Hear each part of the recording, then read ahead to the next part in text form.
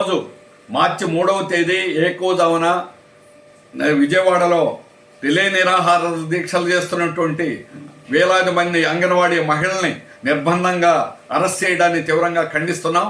వేకోజామున తాళ్లు చుట్టి వాటి మీద గుడ్డలు కప్పి బలవంతంగా వ్యాన్లలో ఎక్కించడం అనేటువంటి జరిగింది. ఈ రకమైనటువంటి నిర్బంధ కాండని తీవ్రంగా ఖండిస్తున్నాం. రాష్ట్ర వ్యాప్తంగా నిరసన చేయాలని చెప్పేసి కోరుతున్నాం.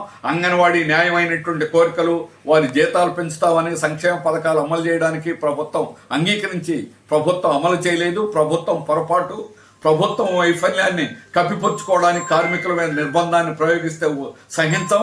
ఎవరి మీదైనా ఇట్లా కార్మిక వర్గం మీద నిర్బంధాన్ని ప్రయోగిస్తే దాన్ని తీవ్రంగా వ్యతిరేకిస్తామని రాష్ట్ర వ్యాప్తంగా ఈరోజు అన్ని ప్రాంతాల్లో కూడా నిరసనలు తెలియజేయాలని యావత్ కార్మిక వర్గాన్ని సిఐటియు తరఫున కోరుతున్నాం. ఇదే బాబు మార్క్ నమ్మించి మోసం చేయటం. అంగన్వాడీలని చర్చిలకి పిలిచేమనే పేరుతో రాత్రి అక్కడే నిద్రిస్తున్నటువంటి వాళ్ళని తెల్లవారిన తర్వాత 4:30-5 గంటల మధ్యలో అంగన్వాడీలందరినీ అరెస్ట్ చేసేటటువంటి పని చేశారు విజయవాడ ధర్నా చౌక్లో. ఇది అత్యంత దుర్మార్గం, అన్యాయం. ఈ అరెస్టుల్ని తీవ్రంగా ఖండిస్తా ఉన్నాం. ఒకవైపున మహిళా సాధికారత గురించి మాట్లాడుతూ, మరొక వైపున ప్రతి మహిళని పారిశ్రామికవేత్తగా చేస్తారని చెప్తూ అరెస్టులు చేయటం అన్యాయం. ఏమడిగారండి అంగన్వాడీలు? అంగన్వాడీ ఉద్యోగులు గత 5 ఏళ్లగా వేతనాలు పెరగాలని వాళ్ళు ఆందోళన చేస్తూ ఉన్నారు.